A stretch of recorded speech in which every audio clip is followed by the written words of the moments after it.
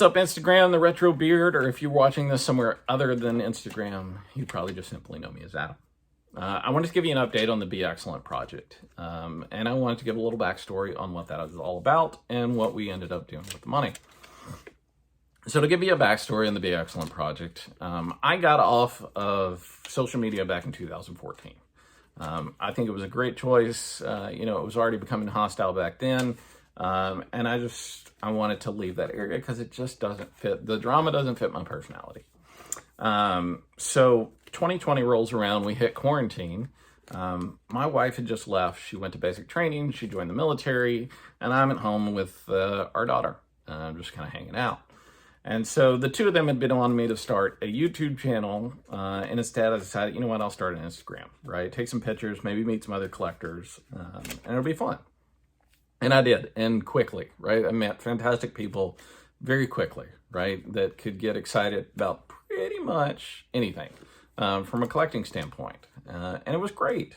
And, to find that low card out niche of community where race and socioeconomic status and all of that stuff didn't matter. We were just happy that somebody got, a 1988 Super Mario lunchbox with the thermos. Like, that was dope. And we told stories about taking it to school. Like, that was the kind of stuff that we talked about. So fast forward a little bit to Christmas time, and my buddy Andrew, Final Boss Games, put together 25 Days of Christmas. At that time, I donated on the 11th. I did my raffle, raised a bunch of money. We gave it to the Cancer Research Institute because that's what we were doing for the whole month. It was a different raffle every day and going to a different charity. I lost my aunt this past Christmas Eve to cancer. We lost my father-in-law 2 years ago, right before Thanksgiving, to brain cancer. And my mom, my sister, and my aunt are all breast cancer survivors. So it's just one of those things that's, I think important to a lot of people. So a couple days after that, I decided to start the Be Excellent project. And I completely stole this from my church, Crosspoint.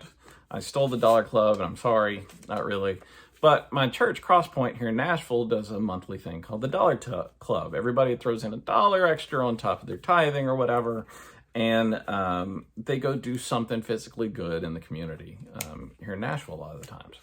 So I decided to kind of translate that, and let's do it online, right? Let's do it in a bigger community, because if they're doing good right here and the rest of us can go do good somewhere else, then that's a lot of good being done in the world, which is pretty freaking awesome to me.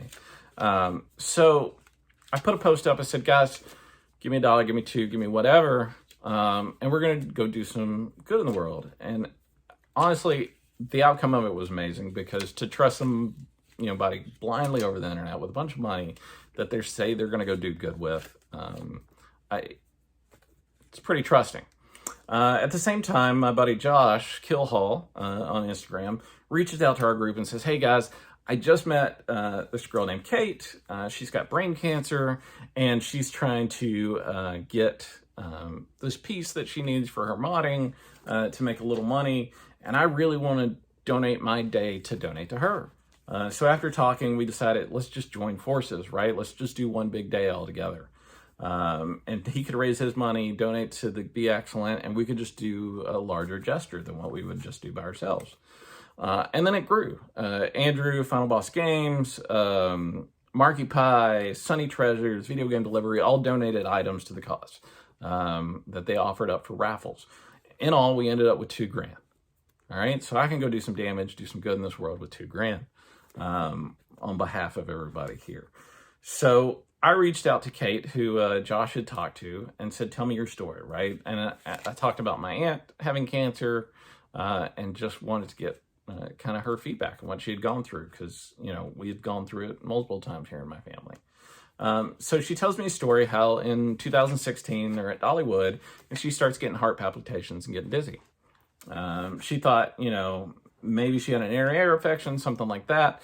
So she goes to her doctor when she gets home, and her doctor's like, yeah, we'll do a CAT scan. Oh, it was a stroke. Okay. So fast forward another year in 2017, her mom and her had opened a restaurant. And then one day at work, Kate drops, right? She passes out. She gets dizzy. She passes out. She goes in to the doctor. They do another CAT scan, and sure enough, it's cancer. Now, it's some kind of complicated word of cancer that in no way can I pronounce, but obviously it's no good. She had 6 weeks of proton therapy, which if you've never seen, Google that. It's honestly an interesting process. And they thought they got most of it. Now, fast forward again, another couple of years into 2019, and she starts getting headaches and pressure in her head, and she goes in, and they do another CAT scan, and immediately they find a glioblastoma. And a glioblastoma is quite literally the worst version of brain cancer you can have. So her neurosurgeon's like, okay, we have to, and I'm reading notes here, so we have to go in and remove this right now. So next day she's in surgery. And the surgery is a laser ablation surgery. Basically, they go in with a laser and burn it out. It was a trial-based surgery. And she did good up until September 2019. She had a second laser ablation surgery.